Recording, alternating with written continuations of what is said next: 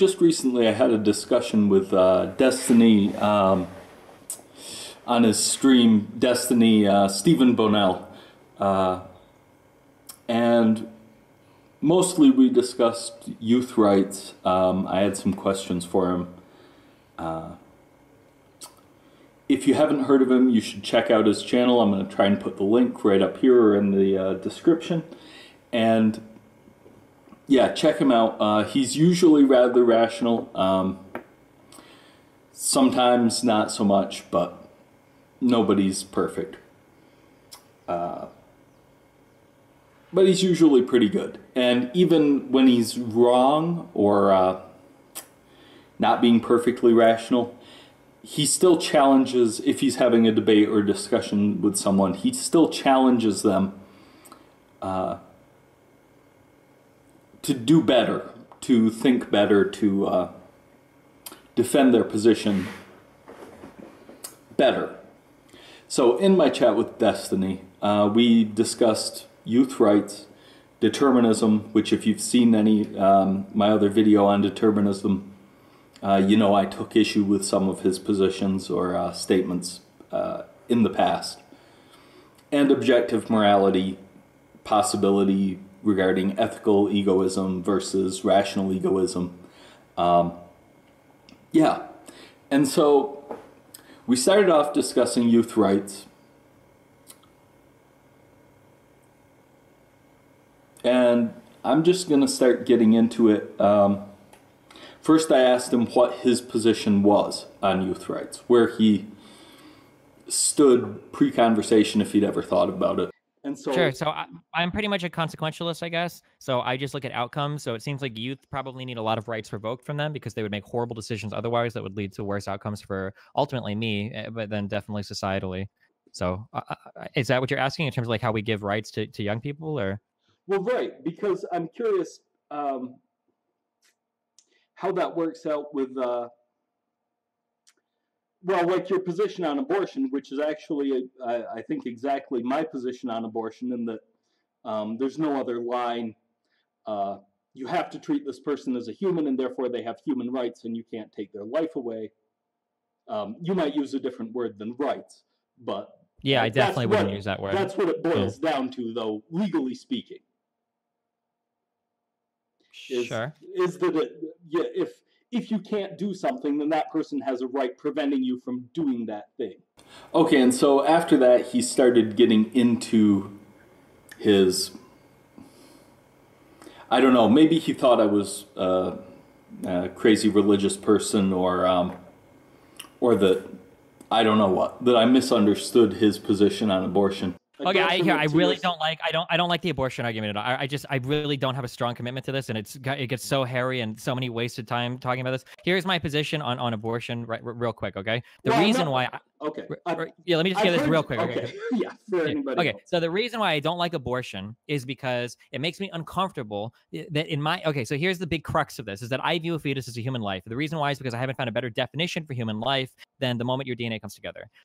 So that's my definition of human life. So I consider a zygote to be the moment of human existence. When you say that abortion is a permissible activity, what you're saying is it's okay to murder some people for the convenience of other people. Now, from a rural utilitarian point of view, if you've crafted that rule for society, that murdering some people is okay if it benefits others, it makes me nervous that I might be susceptible to that rule at a later point in my life. Say, hypothetically, somebody says, past the age of 65, you no longer benefit society. We're going to kill all 65-year-olds. Well, I feel like if I've said abortion is okay, then it seems like, you know, that might be a rule that I should be okay with. It would be hard to defend me for one or the other. Now, maybe there are holes you could poke in it, but that's generally how I reason that out. It has nothing to do with like natural rights of people or anything else like that. Like that's just general. Yeah. Okay. Yes. All right. Yes. I'd heard your position before, and that's where I'm questioning the consistency, because I would think from a rural utilitarian point of view, the same thing would apply to youth rights. So after that, Destiny went into his view of children, which I'm somewhat... Well, first of all, it makes me think badly of Destiny. Maybe that's the problem with youth rights, is that most people are idiots. And so when they were children, they were idiots too. And they would have been idiots then as well. Or maybe they're just, now that they're adults, they have no memory and they can't remember that they were intelligent. But generally intelligence is consistent. You can test a child and their intelligence will be the same. After a certain age, obviously, I'm pretty sure you can't test a 2-year-old sufficiently. But after a certain age, your intelligence is pretty much set. You don't get to change that.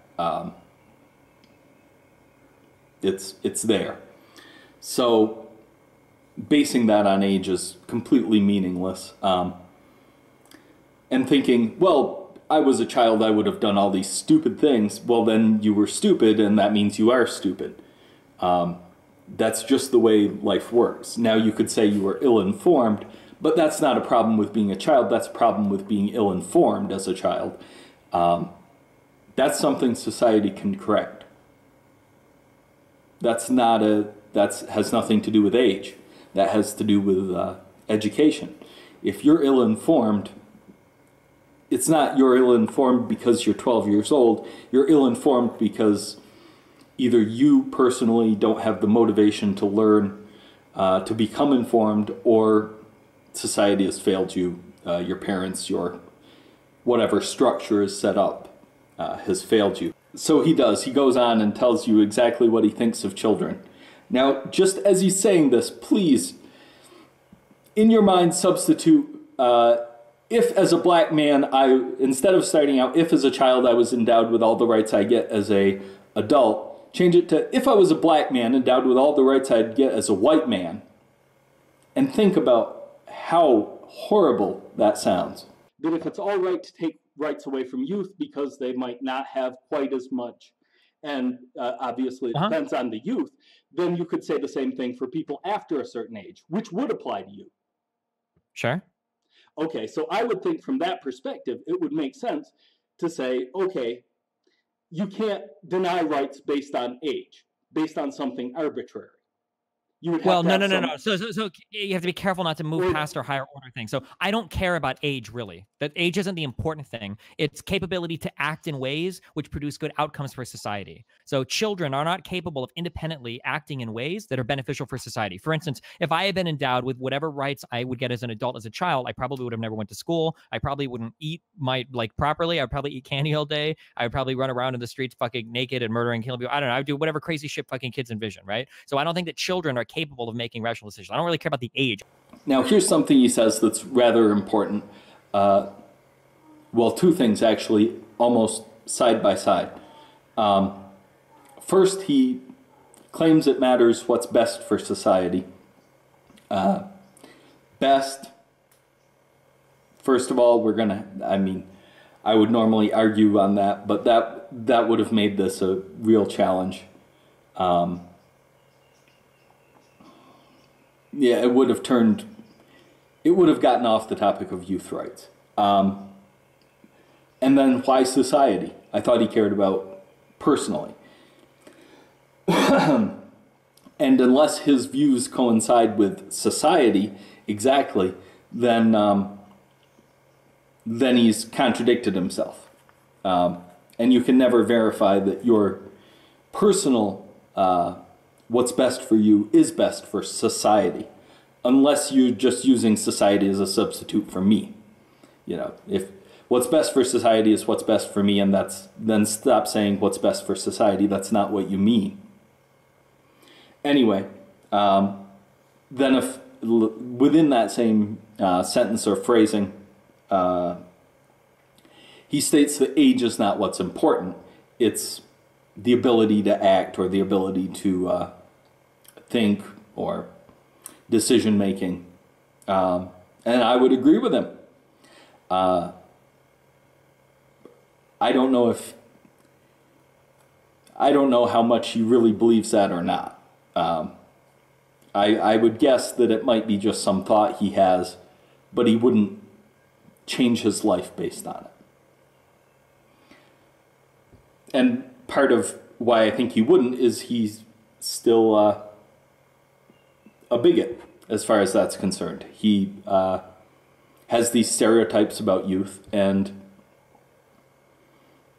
and says them proudly without any shame whatsoever. Whereas if he said the same thing about black people, well, you know, most of them, they'd probably, if we let them just do what they wanted to, they'd just sit around eating candy and they'd run around naked all day, killing people. Really? Wow. How can anyone be that stupid? Or that bigoted? Scares me. Anyway, if I wasn't a determinist, it would be enough to upset me and make me angry, but he doesn't have a choice in that. It's still, wow, man. What? But that's the way it is. I'm not like concerned with like by 16 you can sign a contract, or by whatever. So it's not like an age thing I'm focused on. It's rather, what are the ages that children are around approximately where they can make responsible decisions that contribute positively to society. And so then he says, yeah, what ages are children around approximately, which he just conflicted with what he said a second ago. He's not interested in ages, he's interested in capacity, and then he says, so what ages? That's what matters. What ages?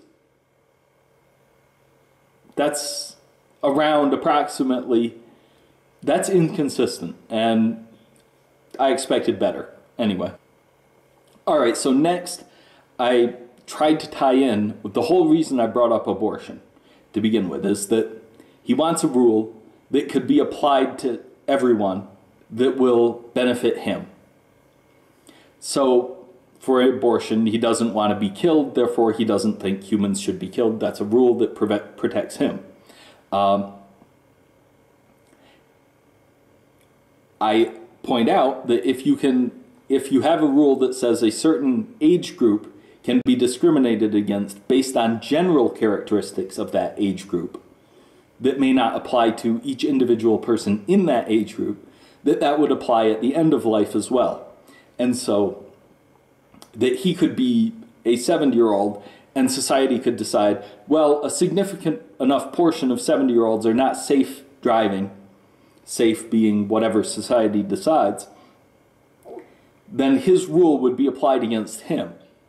And at the start, he misunderstands it, but then he finally gets it, and you can watch that little exchange now. You will no longer be allowed to drive a car because that's the rule. Yeah, I'm okay with that. If cognitively, if I'm not capable of, if I can't functionally drive a car. I'm saying this. You're making the general rule is that most 70-year-olds. So it doesn't mean you. I imagine, shouldn't there be some way to test people at that age? Like, I'm okay with requiring like driver's license tests and shit. But shouldn't there be the same way of testing the 12-year-old to see if they can drive a car? Are you okay with that? Sure. So then he goes on and challenges, based on a false equivalency, that youth, the difference is that that they haven't developed fully. Now, I would say the exact same thing could be said of old folks. Old folks, I'm getting to be one myself, that they haven't diminished completely. They're two sides of the same coin. Eventually, you will become decrepit. You will die. You're either growing or you're dying. I think, I forget the ages, but it's late teens, early 20s, early to mid 20s, depending on sex. That's the spot. Somewhere in there, you change from growing to dying. And he's past that age. So he is now on the downhill slope. Not as far down as I am, but he's getting there. So this is not academic. These things are applied as people age as well. Ageism is ageism, and you always have an age until you're dead. And then you aren't you, so who cares? But anyway, I think I'll just play the video. Okay. Good. But I mean, but I still don't like these. I still think this is a false equivalency because, like, by the reason why old people can't drive vehicles has to do with the degradation of several of our systems, our visual and auditory systems, and our reflexes and whatnot, that vary greatly from person to person. All right. So then he says this. There is no 12-year-old with a fully developed prefrontal cortex, right? Like, these are actual physiological changes in the brain that do occur as time goes on. Like, there's not going to be a test for a 10-year-old that we can give them in order to see if they can properly manage like an investment account or something, right? Like, or deal with like long or short-term risks in responsible ways. That is either incredibly stupid or incredibly naive. First of all, I'm pretty sure that there are tests that they give people to license them as professionals in this area. So obviously there are tests to determine if someone can, manage an investment portfolio.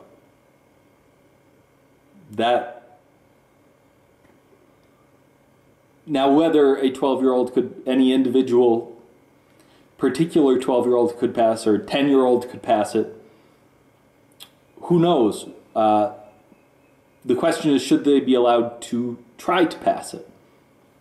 I would argue that they should. Why prevent them? And I can't see any rational way that Destiny just said what he said. It doesn't make any sense, and I don't know, maybe it was just a throw-off comment and he didn't really mean it, but I'll give him the benefit of the doubt there and assume it was a throwaway comment that he wasn't thinking about. So then I go off on a little bit of a tangent regarding development and how there are people in their 20s, as I mentioned before, who haven't reached full development, and yet we allow them to drive. Obviously, it's okay. Reaching full development, whatever that means, I believe what reaching full development means is at that point you start degrading. You're no longer getting better. So by definition, he hasn't reached full development, or he's gone past full development and is now on the downhill side. Think of it like a curve. Full development is here. Either side of it is not ideal. So at his age, he is not at the ideal. The same as the youth. The 12-year-old is not at the ideal. So I mentioned I give an anecdotal story, which is true, by the way. A young man at the time that I knew, I think I knew him when he was around 13, maybe 14, I don't know. He'd been driving since he was much younger, though. And I think that's something, I mention it, I think that's something that city people don't understand, because they're so governed by the law. Out in rural areas, the law is not quite as important. There isn't a cop on every street corner. It's less important. You do what works, and who cares what the law is. So he'd been driving since a young age. I knew lots of people. There were lots of people that couldn't drive cars that were running $200,000 pieces of machinery on their farms. And you have this citified view of what children are capable of, where they're all coddled and go to daycare and they don't do anything. They're not allowed to do anything. And then you view children that way. You view youth through your lens of never allowing them to do anything and then believing they can't do anything. Well, you didn't allow them to try. So of course you can't see that they can. They're capable. That's a failure on people's parts like Destiny, who can't look past their little piece of the world. They probably rarely ever travel outside the United States. And if they do, they don't go to rural areas. They spend their time in the cities, and you've got the same problem in the cities as you do everywhere. So that's just my take on it, and that's what I said next. My main concern there is just that as a society, we've made these rules that don't necessarily fit the people. And they really are. They're based on something arbitrary that doesn't reflect reality in every circumstance. And you mentioned development. If you've looked at the science, there are people in their 20s that also haven't reached full development. And I've met some teenagers that I'd much rather have driving. I mean, I knew a kid when I was young who was 12, anecdotal. But a lot of people in the city don't believe that 12-year-olds drive. Out in the country, on farms and around the countryside, there's lots of people that are very young that people from the city would never imagine could drive that do. And so these rights are being denied to people that they're doing the thing anyway. It just makes it illegal. And that kind of bothers me when there's no rational reason for it. Yeah, I don't know. So after that, we're pretty much wrapping up the discussion on youth rights. And Destiny says, in a perfect world, it'd be great if we could test everyone. And then he goes on and test all children. And I pushed back a little on that because, okay, you want to test everyone, that means test everyone. So I asked, so of course that means you'd be in favor of testing everyone for voting, for example. And I actually got Destiny to admit, or to state, that he would be in favor of testing in order to allow people to vote. Testing everyone who wanted to, in order to allow them to vote. Check it out. So I was just curious about your position on that, because it didn't seem to fit with the rural utilitarian. Yeah, I mean, it just comes down to what's reasonable for society. Like, in a perfect world where we have infinite resources available, it would be nice to be able to individually test every single child. But I mean, that's like not realistic, right? Right. But then again, it'd be nice if we could test every single adult. If you're going to, go with the same sort of thing. And for voting, you would say probably that you should test every single adult. Sure, yeah. Yeah. And so I would much prefer a system like that that's at least fair to every human.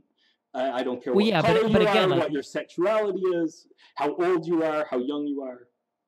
Sure, but again, I just don't think it's reasonable, right? Like, I don't think we've got the resources to test every single. Now that we've got digital systems, I mean, I took my driver's test down in the country I'm living in, and it was all digital. I had a driver's license before, obviously, from another country. But as far as the test and everything, there were no resources involved other than, whatever, 20 minutes on a computer. So a lot of things wouldn't require that much for resources to implement. Okay. Nowadays. Well, I mean, if they produce better outcomes for society, then yeah, I'd probably be in favor of it, sure. So that essentially was the end of youth rights and the portion of our chat discussing youth rights. And then we moved on, and I wanted to discuss determinism with him a bit, because Destiny has claimed to be a determinist and has put forth determinist things. And if you've watched my videos, you know that I disagree with it, or I have some concerns regarding his determinism and his thoughts surrounding that. So I think I'll just play this portion, and if there's something that strikes out at me, I'll address it after I play this portion of the chat. One thing I wanted to ask you about, now, are you a hard determinist? Meaning that you believe that everything is determined, will be determined. It doesn't matter how you phrase it. Let me be very, very, very clear on this, okay? So I'm probably a hard determinist. Unless you get into weird, random, irrelevant quantum shit, in which Yeah, case yeah. apparently even Disregard physicists have that. split on it. But that aside, yeah, I'm a hard determinist. But I guess in terms of like philosophical or like meta-ethical systems, I would probably be considered a compatibilist. Like, I mean, you can probably hold people responsible for the things that they do, even if we assume from a factual basis that everything is predetermined. So yeah. Yeah, and that makes complete sense to me. Um, but I've heard you use determinism to promote like social policies and things that I don't Yeah, I know think is that if you understand like factual basis of the world or how people act or function, then I think you can design better social policy around it. right. But if you were going to design it, it'll be designed anyway, correct? In a deterministic universe. Sure. Okay, well, it's not actually a matter so much of the philosophy. That's more of a psychological thing. Is that I've heard you get angry at people who have no choice about the way that Trump supporters or whoever, who have literally no choice in how they act, what they say to you, and it just didn't make sense to me from a deterministic perspective how you could To be angry? right, because it'd be like getting angry at a thunderstorm. It, Well, it doesn't sure, have sure. it can't choose to do it.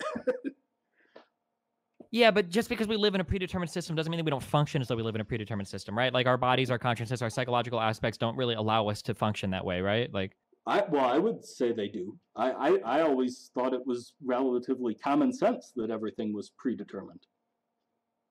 okay, I mean, that's the very, very, very small minority of people. I'd say less than 1% of people probably actually believe that, right? I, if you say so. I don't know. I haven't. I suppose I could do a study or something. I always assumed it was common sense. I mean, unless you were religious and you believed God intervened or whatever. Um, but I assumed most people believed in cause and effect, and therefore, I by don't think definition, so. Not when it comes to people. no. Definitely not conservatives, at least. Like, I don't know. That strikes me as so bizarre. I can't even. I would love somebody who actually explain what they mean by free will. well, people want to feel like we're capable of making decisions independent of antecedent causes, right? Like but I mean, like that's a fairly natural thing to understand. You don't want to feel like every single thing you do is predetermined, right?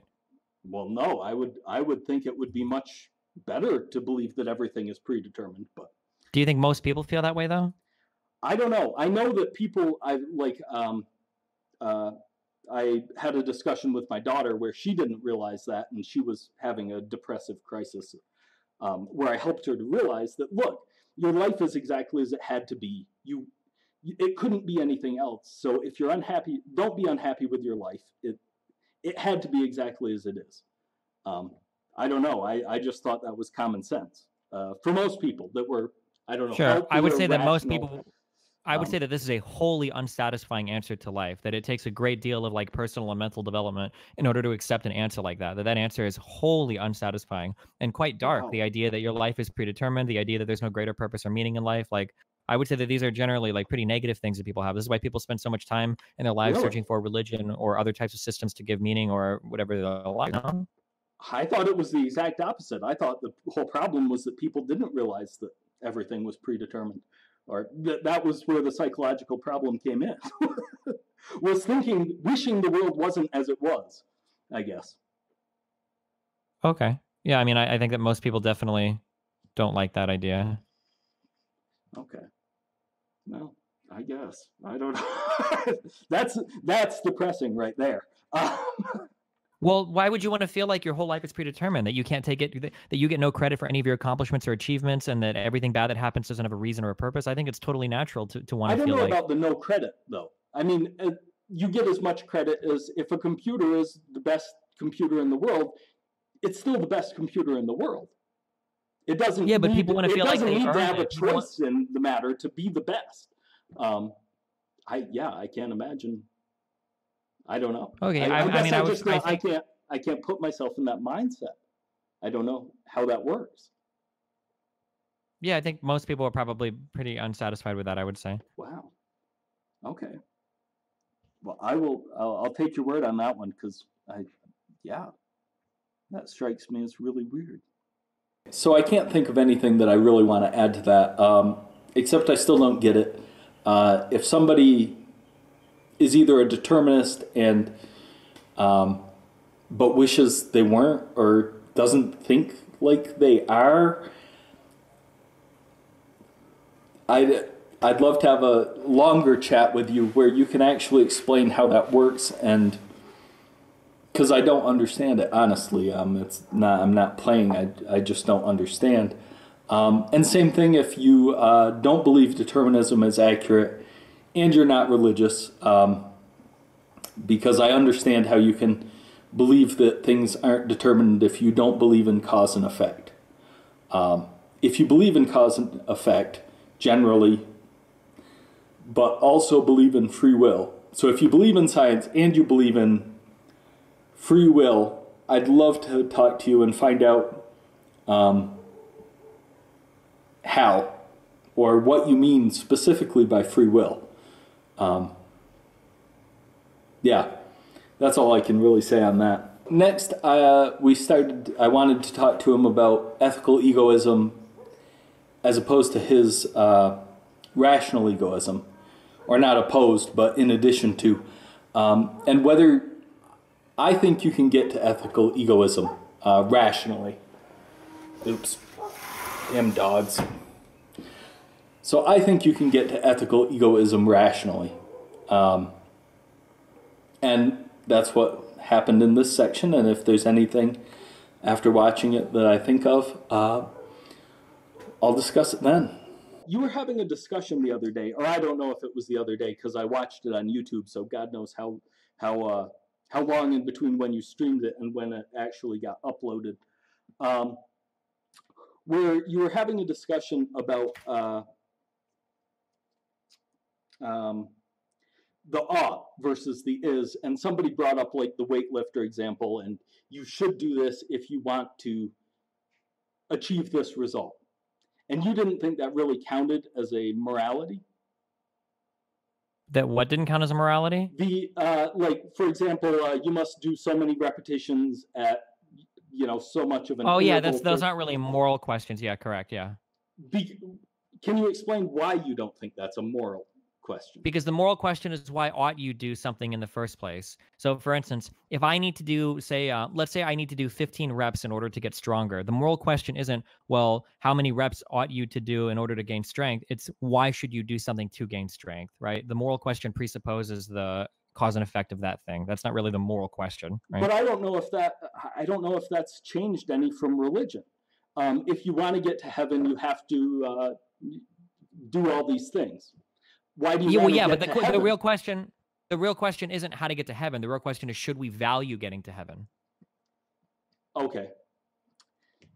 Well, I would posit something at least as a starting point because I know you have been labeled, let's put it that way, as an ethical egoist, whether you accept that or whatever.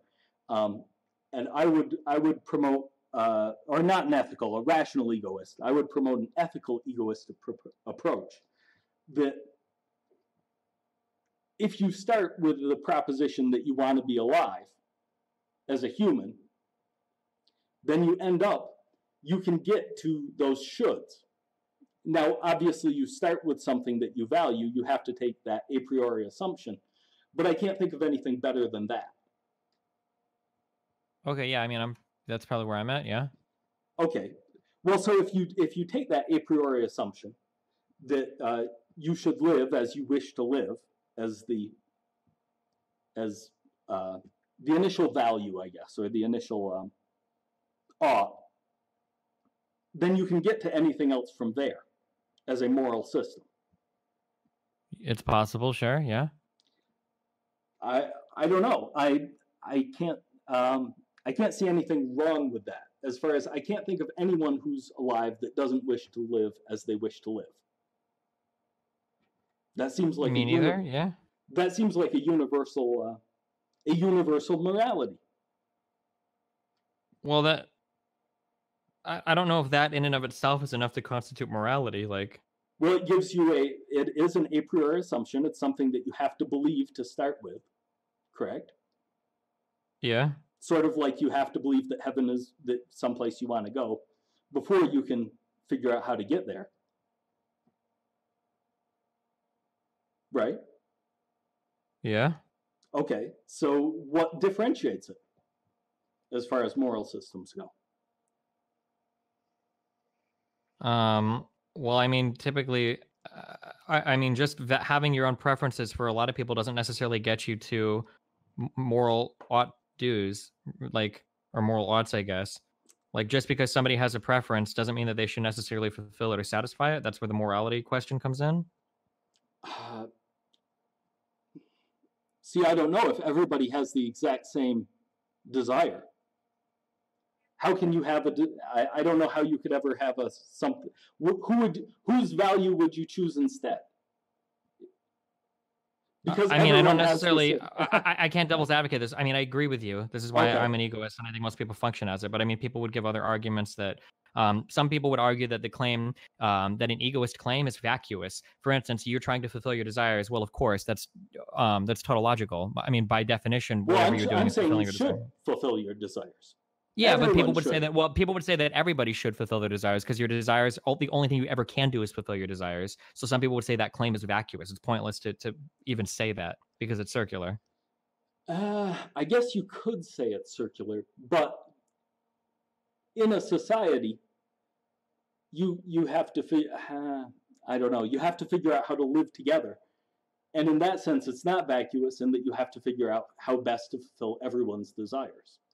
Well, yeah, but if some people desire things like religion or traditional conservative values or LGBT rights or pro or anti-immigration, right? Well, you need to start making other value statements besides I prefer to fulfill my desires or whatever, right? Well, right. That's when you'd have to figure out, okay, how best can each person, just generally speaking, fulfill their desires, and then you get Sure, but other now things you've like, already snuck in a moral statement now. Now you're saying we should do something that best fulfills everybody's desires. Well, why? What if there's a person whose only desire is to run around murdering as many people as possible? Why should that person care about any other person's well, that's desires? where I said there's a difference between the practical and the philosophical. That's why I'm an anarchist, is because I think that everybody should theoretically be able to fulfill their desires. Okay. But I recognize that practically speaking, that doesn't work, or I can't picture it working. So yes, I can see that. But you can come as close. You can try, or do the best you can. Would be my argument anyway.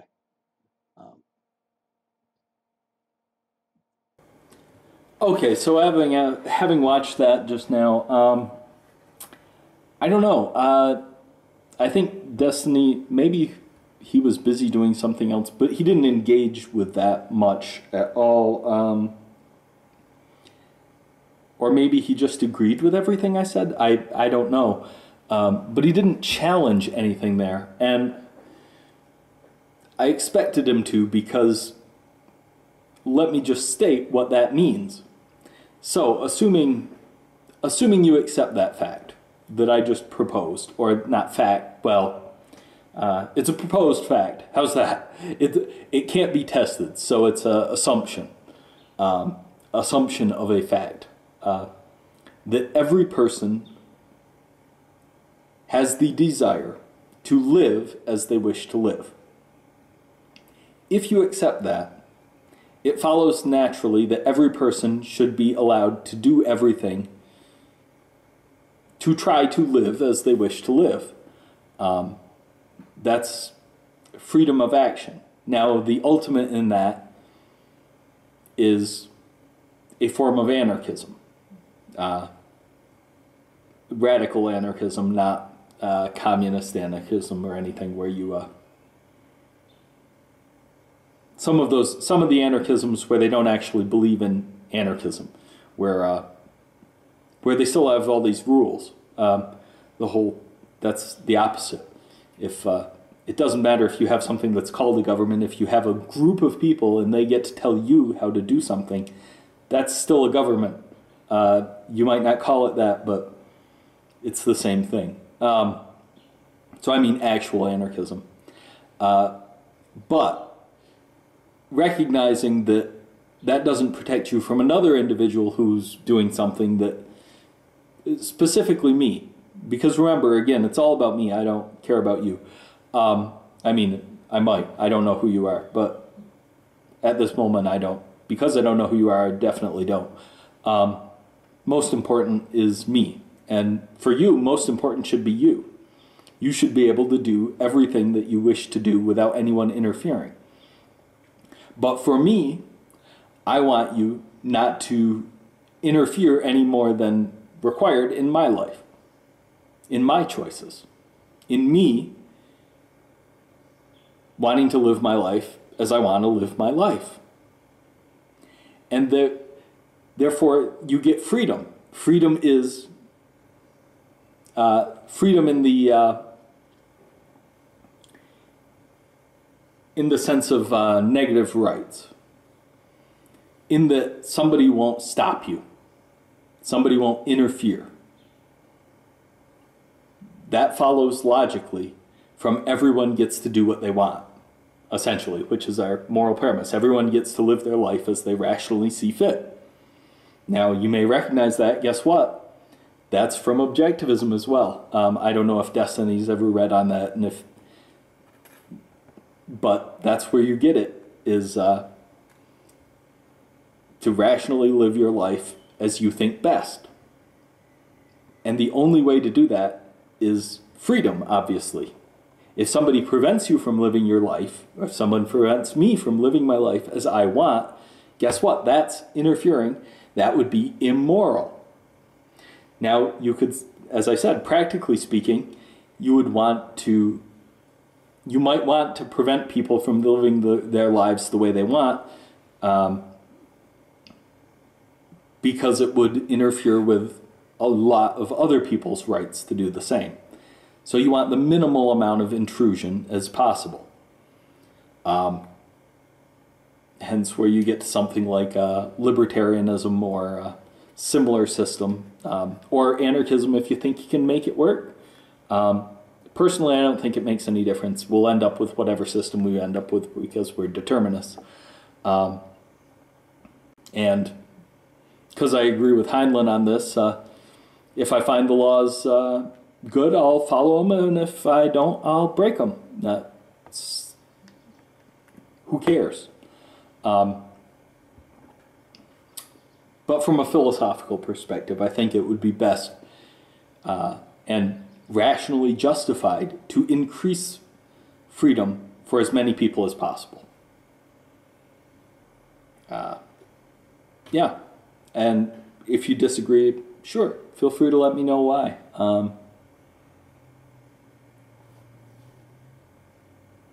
But that's where I come out, and that's the end of what I'm going to show of the debate with Destiny. At the end, we started talking about veganism, and it wasn't that interesting. I don't know. I was just looking for something else to chat with him about, and it wasn't really prepared to discuss that at all. Because I realize in retrospect that his position is, or his discussions he has had, are from a utilitarian philosophical perspective, not from a practical perspective. You know, like what should he do from a utilitarian point of view? Whereas what I would argue about from a veganism, animal rights sort of concept there is more practical and legal, from a legal framework. And so it wasn't that interesting, and I'm not going to play it in this video. Don't think it was worth playing. Anyway, that's it for today.